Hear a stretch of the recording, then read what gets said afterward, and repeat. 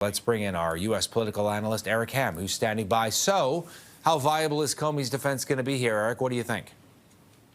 Well, let's take you back to the O.J. case, and everyone talked about how O.J. Simpson had the dream team for his lawyers and his legal defense. Well, when you look at this case right here, that's exactly what James Comey has assembled. He's got a former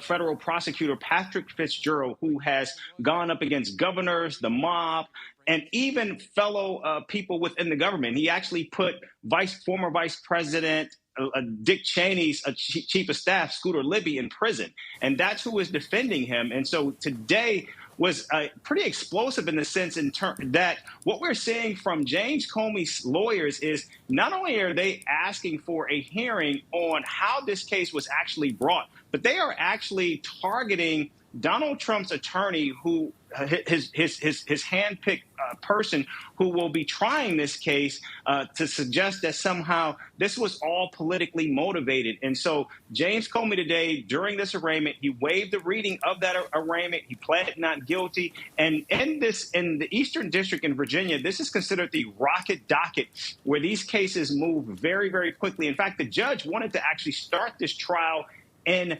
December, but because James Comey's lawyers actually want a series of pretrial motions where they hope to basically throw this out before it even gets to a trial, this trial has now been scheduled for January 5th of 2026. I know that when Trump was inaugurated for the first time back in January of 2017, James Comey was the FBI director at the time. He had briefings with Donald Trump, and Trump and him, got off to a bad start from the very beginning. What message do you think this whole thing is sending, Eric, as we watch it now play out over the months ahead? And then, of course, trial in January.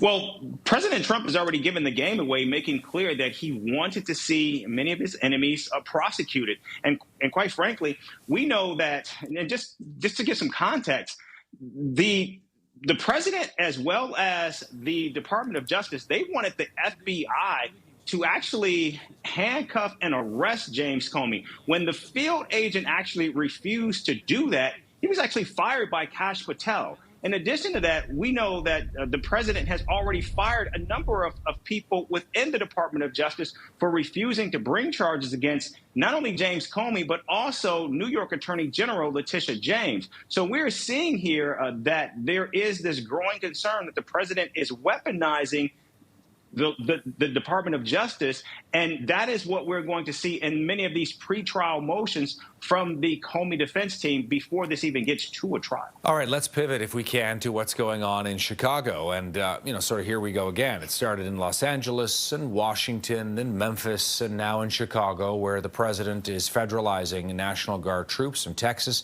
sending them to Illinois, to Chicago, to, as he puts it, fight crime, protect federal buildings. Outrage on the part of the Democratic governor in Illinois and the Democratic mayor of Chicago. Your read.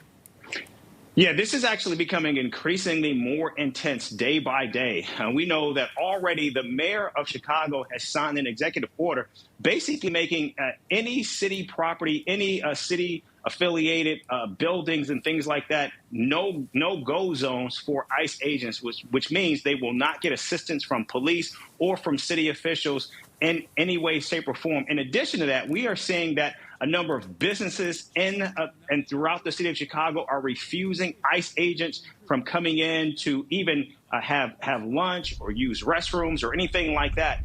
And the situation is growing increasingly more intense. In fact, if you go to Portland, Oregon, where also there are National Guard troops, the Homeland Security Secretary, Kristi Noem, has already said that if the mayor and the governor do not cooperate, they're actually going to place more, not less, troops on the ground in that city. And if you look at the contentious hearing that took place in the Senate Judiciary Committee yesterday, we are seeing right now that this situation is becoming increasingly more explosive by the day, and the president now is even threatening to actually invoke the Insurrection Act, basically allowing for an increased militarization of many of these cities, these democratic cities across the country.